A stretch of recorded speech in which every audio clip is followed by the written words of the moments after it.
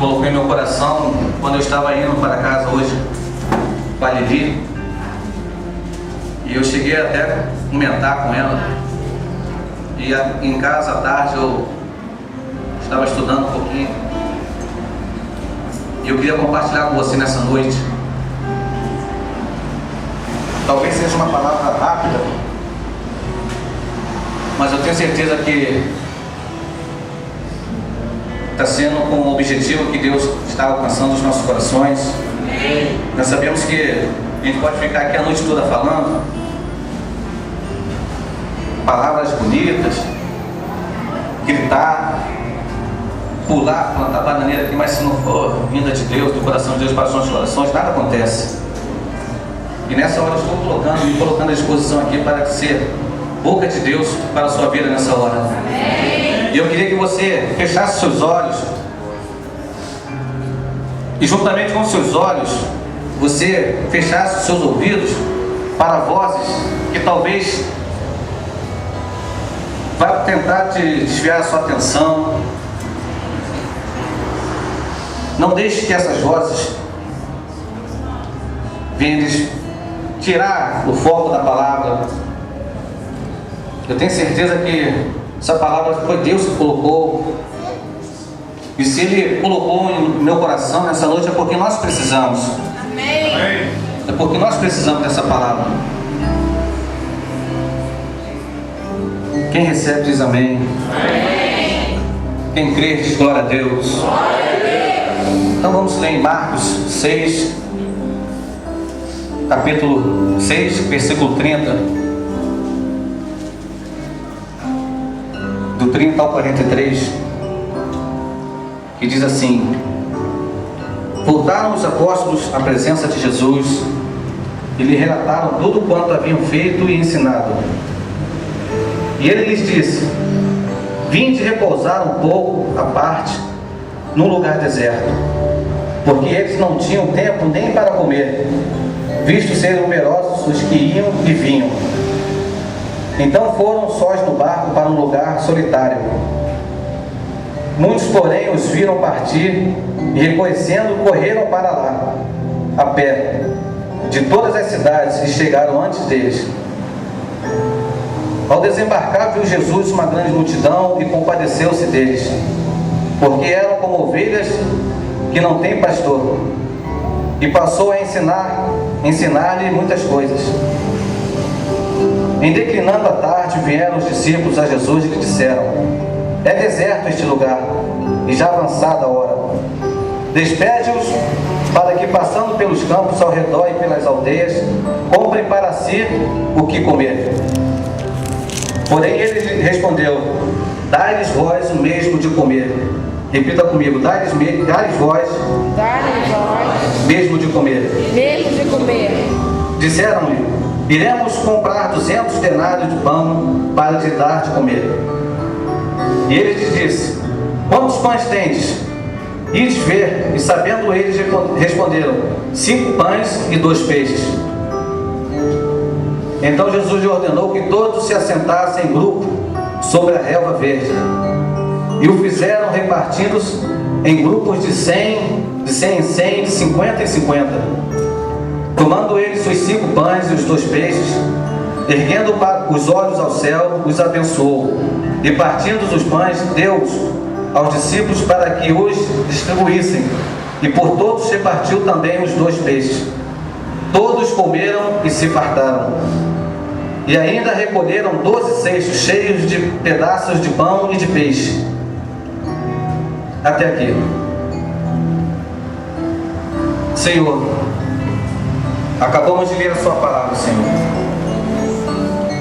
E nesse momento eu quero me desvaziar de mim mesmo.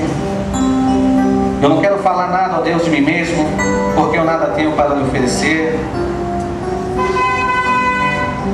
Eu não quero dar nenhum comando, ó Deus, se o Senhor assim não conduzir o meu coração. E eu quero te entregar, Senhor, cada um que está aqui nesse momento. Eu creio que foi o Senhor que nos trouxe neste lugar para ouvir a tua voz, a tua palavra, Deus. Portanto, não venha deixar que nada, Deus, nada nenhuma altivez venha tirar a nossa atenção, nenhuma mentira venha ser assoprada em nossos ouvidos, ó Deus. Nós queremos neste momento somente ouvir a Tua voz, ó Deus. É o que nós te pedimos e te agradecemos em nome de Jesus. Amém. Podemos se assentar.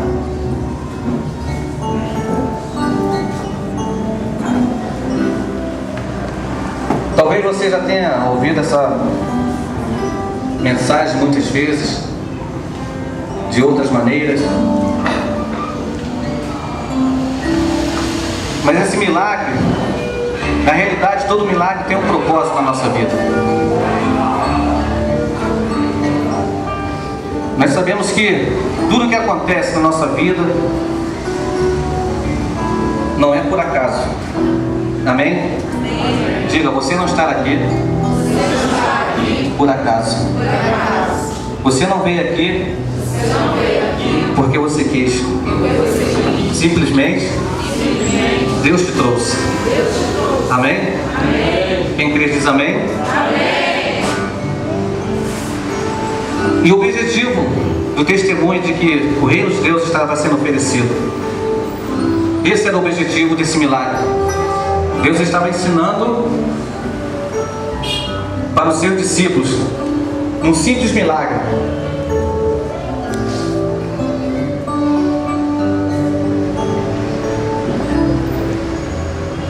Nós sabemos que eu li o banquete do Messias tinha sido previsto. Eu queria que você abrisse a sua Bíblia em Isaías,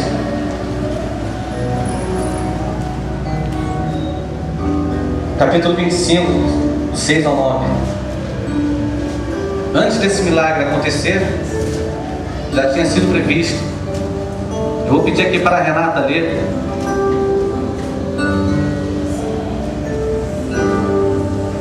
(25, 6 ao 9). Preste atenção.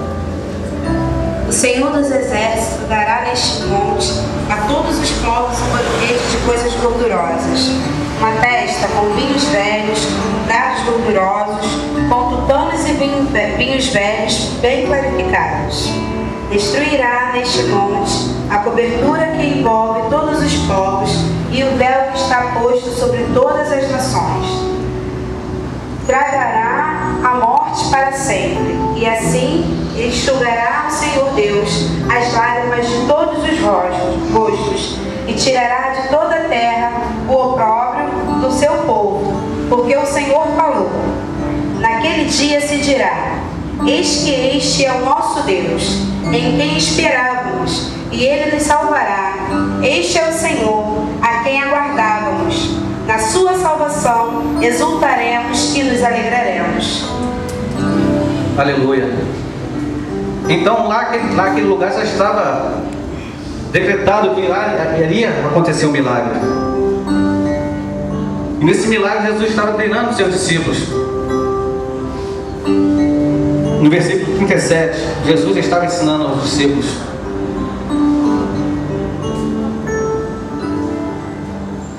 E Jesus abençoou e partiu e multiplicou o pão, o alimento. E quando Jesus partiu o pão e deu primeiro para os discípulos, ele estava ensinando ali a liderança. Primeiro ele estava ensinando os líderes, que eram os seus discípulos. E é assim conosco nos dias de hoje.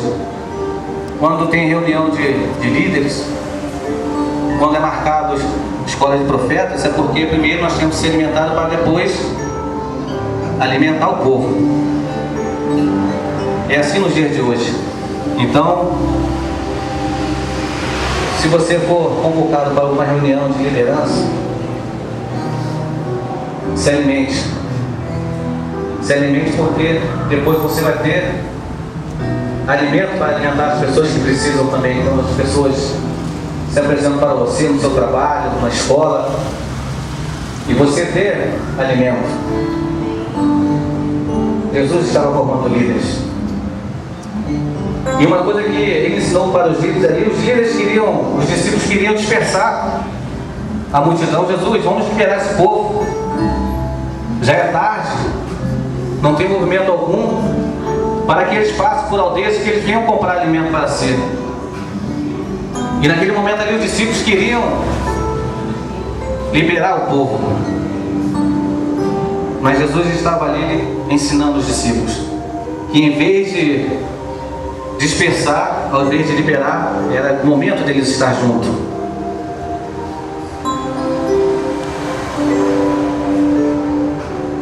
E os discípulos tiveram uma participação ali tremenda. Talvez você não se ache capaz de estar aqui participando. Talvez você seja convocado para fazer algo e talvez você pense que você não é capaz. Mas eu quero dizer para você que Jesus, quando Ele chama, Ele não chama nem por capacidade. Ele capacita os que chamam. Se nós se colocarmos diante de Deus e aprender o que Ele tem para nos ensinar, cada dia nós iremos estar mais aptos para fazer a obra do Senhor.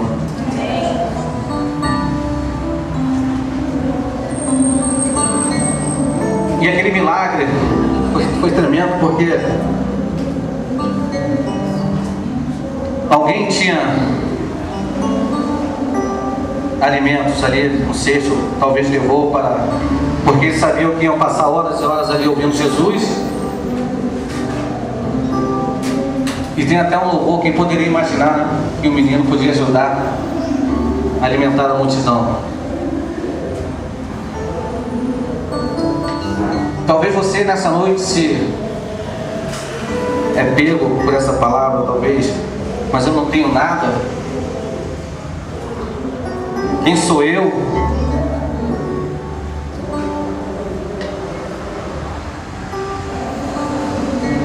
No meu trabalho, ninguém acredita no que eu falo. Na escola, então,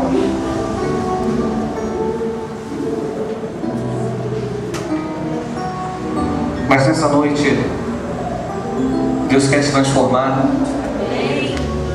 Nessa noite há uma unção aqui de transformação, de renovo, e é com você que Deus conta. Diga, é comigo que Deus conta. É comigo que Deus conta. Diga, eis-me aqui, Senhor. Eis-me aqui, Senhor. É com você que Deus conta. Aleluia. Para anunciar os seus vizinhos, na escola, no trabalho. Eu tenho aprendido a não perder a oportunidade de anunciar o nome do Senhor.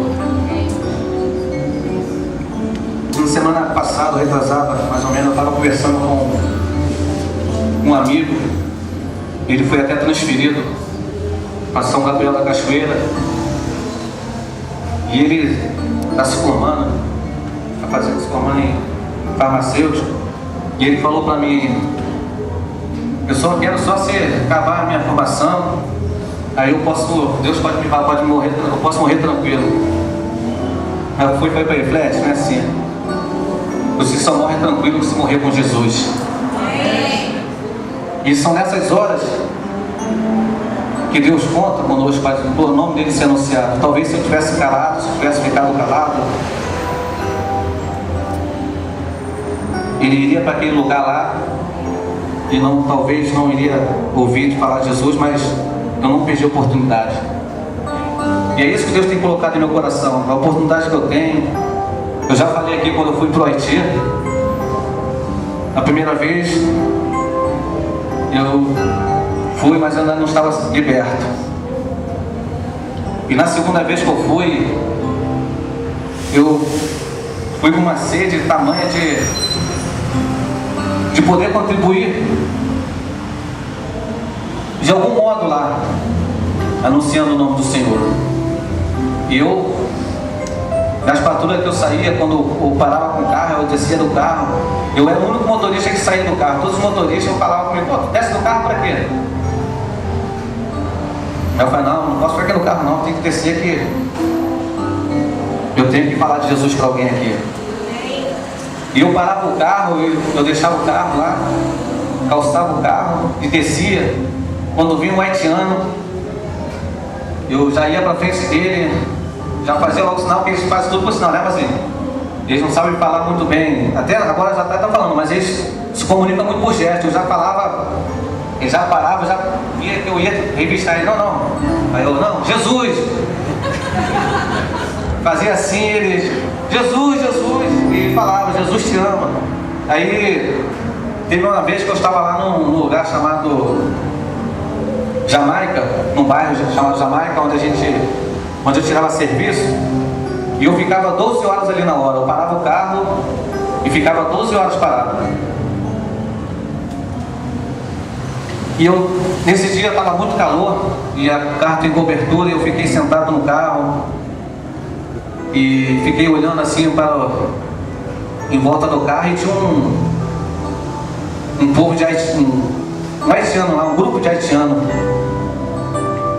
ouvindo rádio, e deu para perceber que era uma rádio evangélica, porque eles estavam ouvindo a palavra. Daqui a pouco, quando começou o louvor, a gente via a alegria daquele povo haitiano, sem expectativa de vida nenhuma.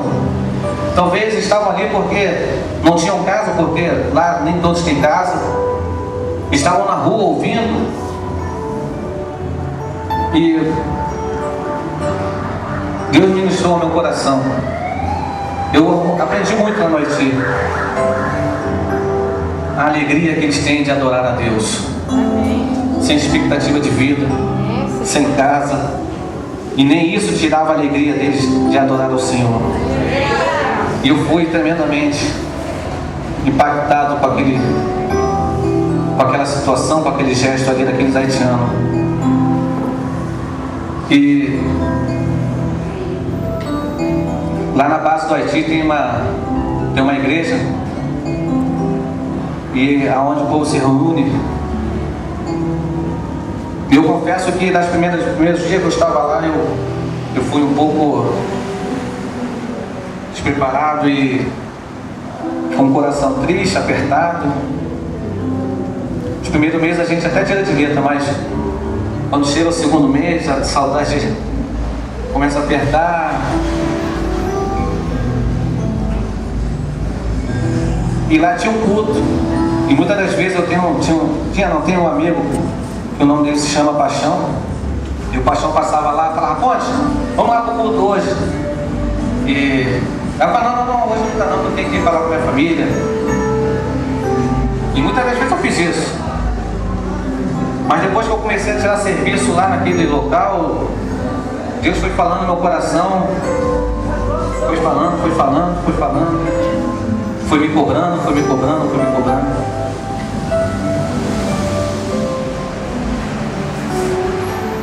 Oportunidade que eu tive de ir lá no orfanato.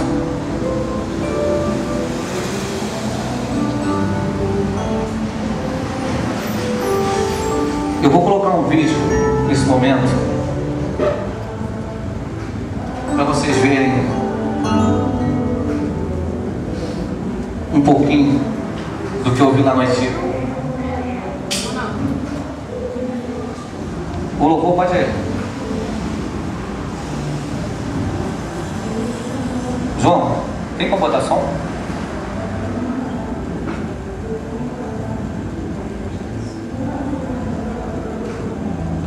Essa aí é uma situação